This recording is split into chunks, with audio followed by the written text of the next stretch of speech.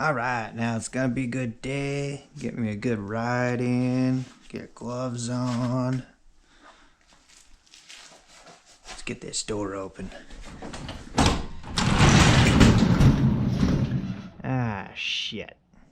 Well, maybe not.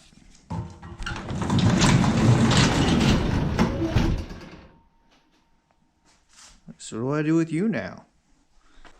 Okay, so, well, first thing that we got on our list, let's get this bike all maintained for the winter. We got a long winter coming up here in Alaska. Let's make sure that this thing's going to be in tip-top shape. That way, so come summer months, I'm ready to just turn key and go. So first thing on the list is we have fuel tank.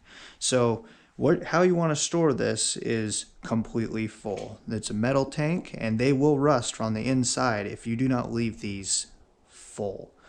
Now, over time, your fuel is going to go bad, commonly caused by moisture. So by leaving it completely full, you have less possibility of moisture getting into the tank if you're super worried about it if you're running a fuel-injected bike.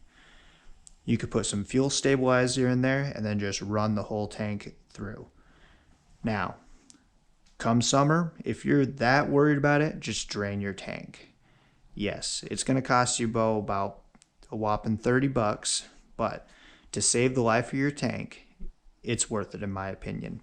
If you're running a carb bike, you're going to want to make sure that you drain out your carbs per storing it before you store it. So the way that you do that is on the other side or somewhere on your tank on your fuel out. You're going to have what's called a petcock. It'll have a shut-off valve on it. Shut off the valve while the bike is running. Wait for the bike to completely die. It'll shut itself off. Then go down to your bowls on your carbs and drain the rest of the fuel out of them. Second thing today is going to be tires. So there's a couple things with your tires. Some people say to reduce the air. Some people say to add more air. My opinion, leave it exactly the way it should be when you're in normal use. So find out what your specified tire pressure is supposed to be. Typically, you can find it on where your VIN is. Other ones, you may have to get a manual and find out what it is. Check your tire pressure, make sure that it's proper. Then, periodically through the winter months, move your bike around. That way so that you can reduce the amount of flat spots that you get in your tires. Now, third thing on our list is, well, show that bike some love. You want to give it a good wash in order to get any dirt and debris off of it. Then, what I like to do is I'll put some sort of like a ceramic detailer on it. Just spray it on, rub it in there, make sure that it's in there nice and good. That way, so that you have minimal amount of dust that's going to collect on it, and it helps keep your finish of your paint looking showroom floor finish. Now, the fourth thing, this is for mainly the ones that want to keep your bike outside. So there's going to be a couple parts that you're either going to want to remove or you're going to want to cover them up. So any type of added electronics, you got a power vision right here. If I was leaving this outside, this is coming off. This is just attached to the riser. Your exposed intake, take a plastic bag and rubber band, put it over it. That'll help keep anything from falling on it and deteriorating that intake filter over time. Now, for those of you that are going to be leaving it outside once again, here's something that you also want to remove. Remove your battery. So behind this box, you got your battery. Batteries do not like cold weather. Bring it inside, put it on a trickle charge, and then just leave it. That way so that it's ready for you to just drop back in come summertime, and away you go. So, let me just show you the trickle charger that I like to use. This is a Vector. I'm wanting to say I got this at Home Depot. They're like I don't know, 20 bucks. It's cheap, it's added security, and it keeps your battery lasting a long time. Just attaches right there, and just positive and negative lead onto the batteries. Yes, so you spent all this money. You got yourself a nice seat. You got a nice sissy bar. You got a nice bib going on there. And you spent a lot of money on that stuff. So let's make sure that this stuff doesn't dry out and crack. So here's all I do with that. So we have a leather cleaner. Then I like to put some shine on it. Now this will make it slippery, but what this will do is it'll make sure that this leather stays nice and conditioned and doesn't dry out. So just spray just a little bit on there.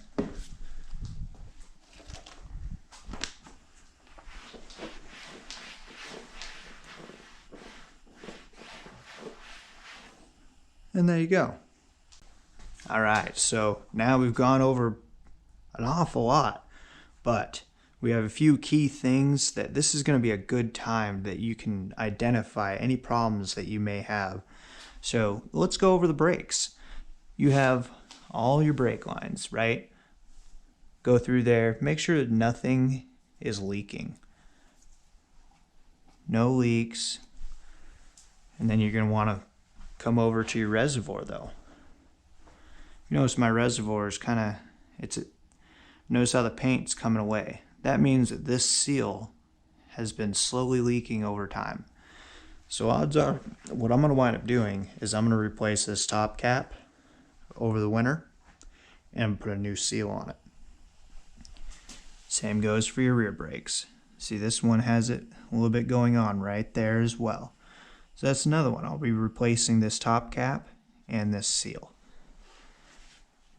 So your brake fluid is very corrosive, and it's going to eat away at any type of paint that you may have. Now, let's look at the oil. So, some say, oh, well, you need to change your oil before you store it. I say you should have probably changed your oil midway through the riding year. So all you should be doing, if you did that, you're just going to check it. Make sure it's full. Then, what I'll typically do is, the very start of the riding year, is I'll change my oil. Then midway through the riding year, I'll change it again, depending on how long of trips I wind up going on. But that seems to be a pretty good amount. So, with the Harley, you have your engine oil, you got your transmission oil.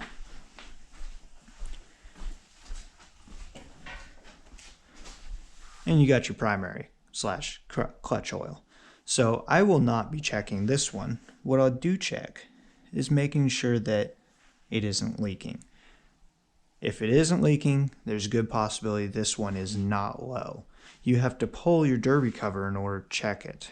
And while they say this is a reusable gasket, I don't like to look at gaskets as reusable. So I reduce the amount of time that I wind up pulling that. And if I do pull this, I put a new gasket on it. Now, for this next part, let's go over a few bolts here. So, Harleys are notorious for just vibrating themselves apart. But there's little checks that you could do that's going to mitigate that to where, well, it's really not a big deal. So, let's cover that here. We have time. Let's do it. So, transmission leaks. You have 2 bolts underneath here. These bolts commonly are the common cause to a transmission leaking on these. So what happens is you have your nice exhaust that you put on your bike. Well, it's utilizing those 2 bottom bolts. And over time, this exhaust is going to rattle those bolts out. But you can make it to where you have a quick check in the future to where you don't even got to put a wrench on them. So let's get in. First of all, let's make sure they're tight. That one's tight. And that one's tight. So this right here, we just have a little paint marker. There you go. So now if those wind up turning, I'll be able to just take a quick look at it and know that I need to put a wrench on it. I'm sure we've all seen the horror stories when these back themselves out. These will back themselves out, it'll destroy your rim and leave you stranded. It is not a good time. So, check these. You got a 5/8 wrench. Fits right on there. Make sure they're good and tight. Then,